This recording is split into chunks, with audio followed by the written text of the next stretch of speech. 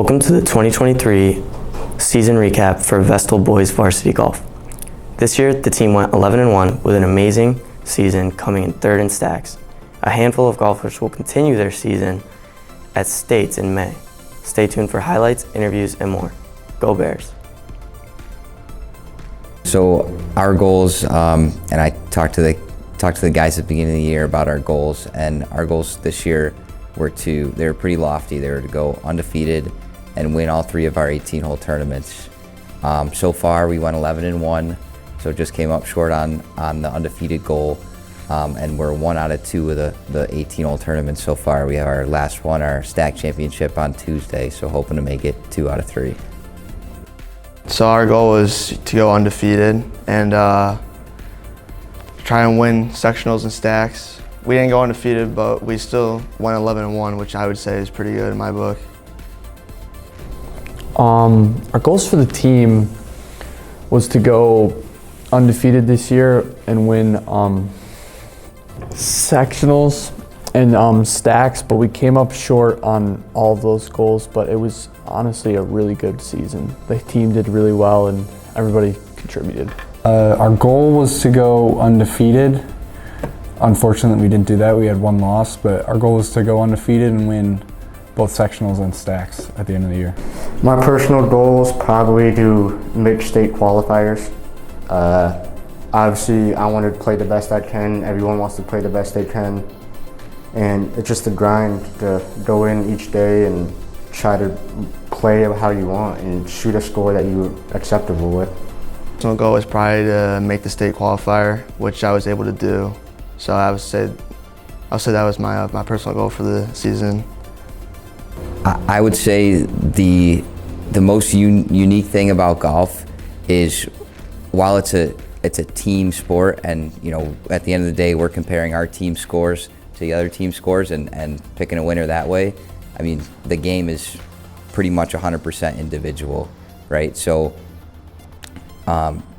there's no one else to blame, right? It's just you. It's you versus the course, essentially.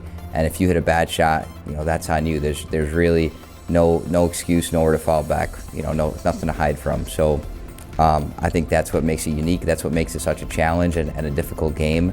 And I think that's what gets people coming back and playing all the time. Is that challenge. Not only are you playing against your opponent, but you're playing against yourself in your own head. You always have to just play against yourself, and then of course play against your opponent at the same time.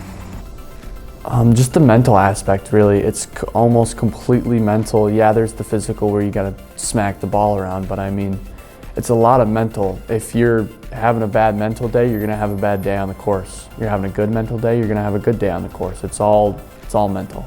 You have a lot more time to, I would say, think about our actions and what we do our next steps.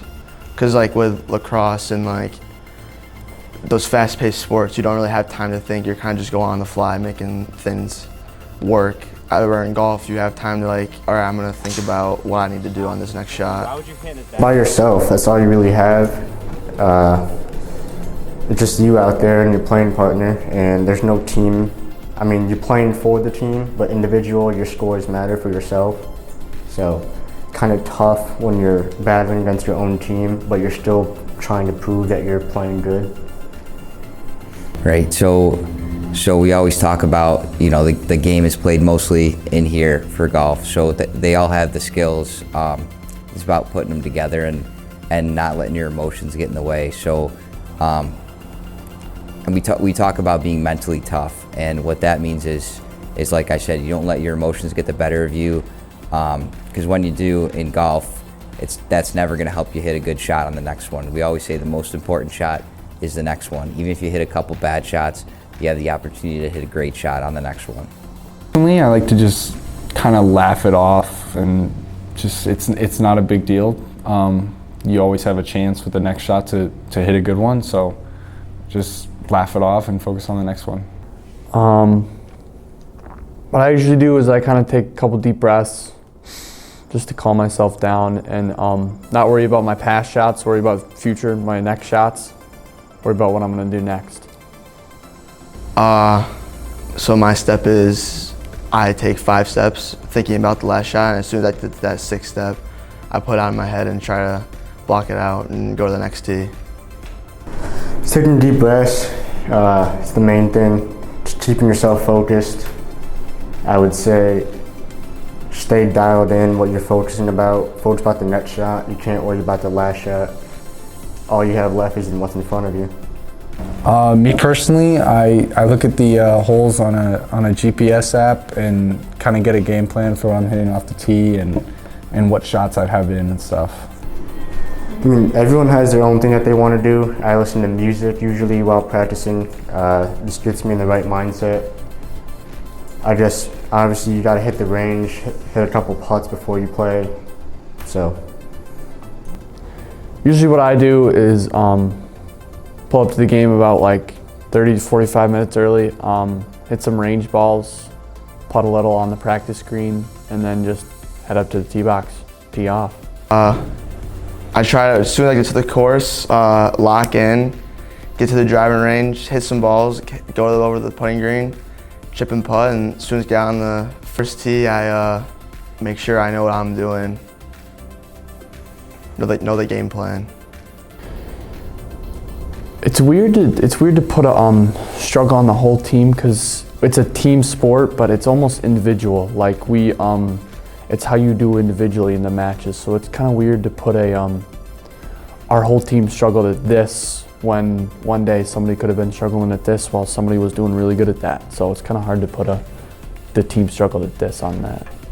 Right, that's a great question. So like you mentioned, our states are in the spring, the state qualifier is in the middle of May, state championship at the beginning of June. So we actually have all 6 of our varsity guys had a low enough scoring average this year to qualify for the state qualifier, which is an amazing accomplishment, a testament to their hard work all summer long. The biggest obstacles are in our heads, our individual heads, and if the team has a bad match, we've had a bad match here or there. Some of them we've been lucky enough to still scrape out the win, but when you have a bad match and sort of everyone doesn't play up to their potential, there's not a lot of good vibes, going on there. So it's important after something like that to just focus on, moving on to the next one, focus on getting back to practice and working on your game, so that way next match, you don't have that same feeling and you can overcome that sort of mental block after a bad round to just reset and go out and play a good round the next time.